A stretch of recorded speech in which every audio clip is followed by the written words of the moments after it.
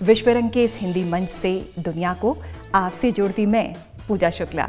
एक बार फिर से मेरा अभिनंदन, नमस्कार, आप सभी को प्यार।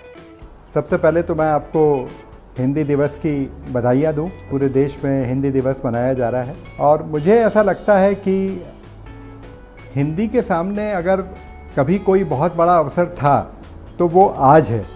इसके पहले हिंदी की उस तरह से विस्तार के बारे में बात नहीं हो सकती थी, क्योंकि टेक्नोलॉजी जो है वो अब उपलब्ध है, काम को कर सकती है। एक और तो भारत में व्यापार और भारत एक बहुत ही शक्तिशाली देश के रूप में उभरा है।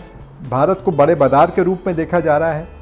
भारत को शिक्षा और व्यापार के बड़े केंद्र के रूप में देखा जा रहा है। और दूसरी ओर टेक्नोलॉजी अभी ऐसी उपलब्ध है कि वो आपको विस्तार करने में, उसका मदद करने में बहुत तेज़ी से पूरे विश्व में फैला सकती है। और आपको जान के ये आश्चर्य होगा कि विश्व में करीब करीब 113 ऐसे संस्थान हैं जहाँ पर हिंदी पढ़ाई जाती है। अगर हिंदी का महत्व नहीं बढ़ रहा होता तो ये कैसे हो पाता। तो मुझे लगता है कि बहुत बड़ा अवसर है और हमें इसका आकलन करना चाहिए। और पहले जो भी हुआ हो, लेकिन अब हिंदी की स्थिति मुझे लगता है अच्छी है और उसके सामने अवसर भी बहुत सारा है।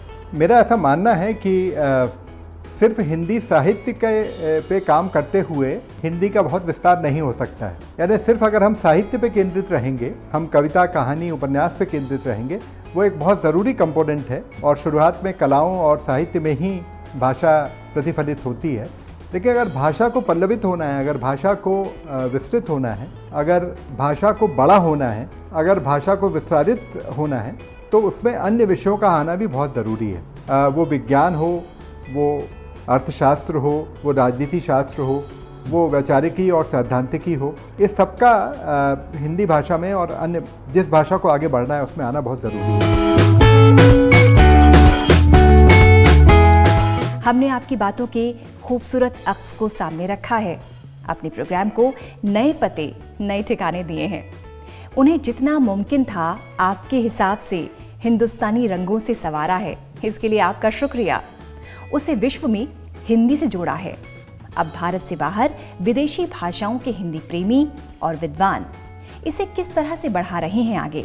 वो हमारी भाषा में सिर्फ बोल नहीं रहे, उसे विदेशों में सार्थक जीवन भी दे रहे हैं।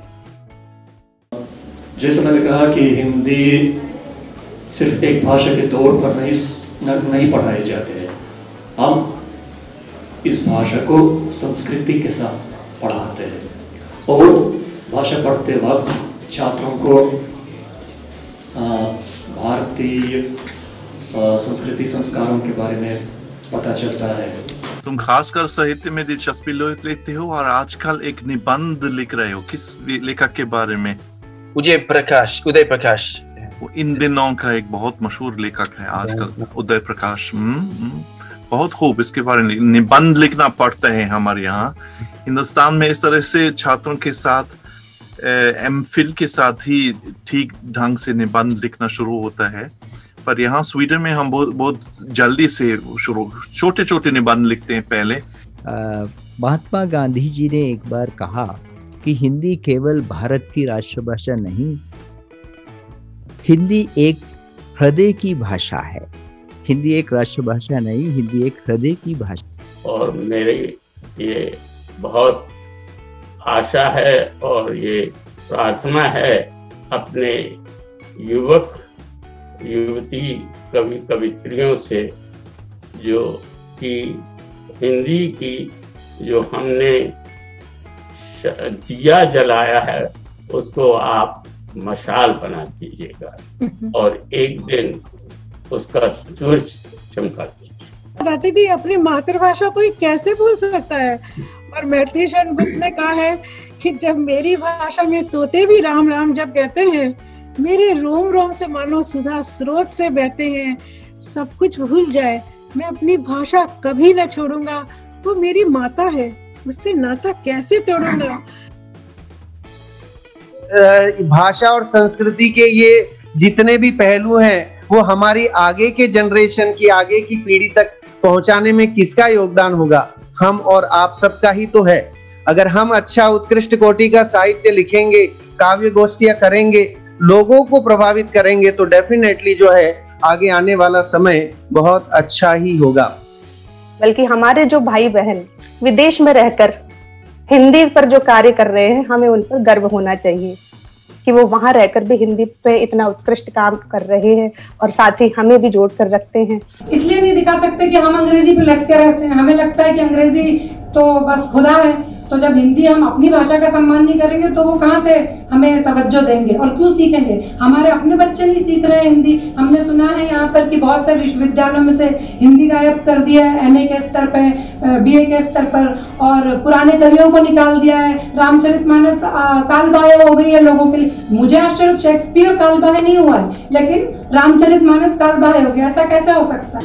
मेरे पिताजी का तबादला छोटे बड़े शहरों में होता रहा, तो स्कूल में अंग्रेजी सीखती थी लेकिन मैंने चारों ओर से मैं हिंदी तरह तरह से उठाती रही।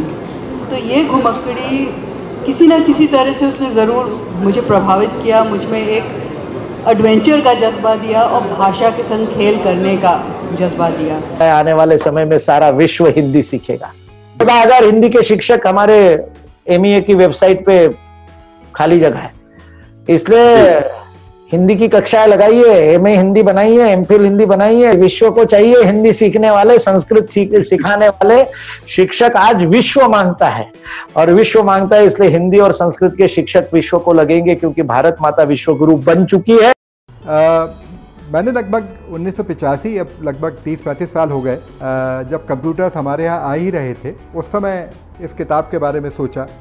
उस समय मैं विज्ञान के प्रचार प्रसार का काम करता था और मुझे ऐसा लगता था कि यदि हमें अपने ग्रामीण जनों तक पहुंचना है, अगर हमें भारतीय जन तक पहुंचना है, मासेस तक पहुंचना है, तो हमें विज्ञान के प्रचार प्रसार का काम हिंदी में करना पड़ेगा। उसके पहले कंप्यूटर क्रांति की बहुत सारी बात हो रही थी, कंप्यूटर का पोटेंशियल हम सब जानते थे, लेकिन ये मैंने पहली बार रियलाइज़ किया कि हमें कंप्यूटर के ज्ञान को ग्रामीण क्षेत्रों तक पहुंचाने के लिए हिंदी में बातचीत करना शुरू करना पड़ेगा। तो ये कंप्यूटर परिचय जो किताब थी, ये पहले ही वर्ष में 1986-87 की बात है, मध्य प्रदेश हिंदी ग्रंथ अकेडमी ने इसको छापा और ये शुरुआत से ही लगभग 1 लाख पहले वर्ष में बिकी और आगामी लगभग 5 सालों में ये 1 मिलियन 10 लाख प्रतियाँ इसकी मध्य प्रदेश में, छत्तीसगढ़ में, बिहार में, राजस्थान में, उत्तर प्रदेश में बिकी और ये एक तरह की टेक्स्ट बुक बन गई सभी उन लोगों के लिए जो कंप्यूटर को जानना चाहते थे। तो इससे ये सिद्ध हुआ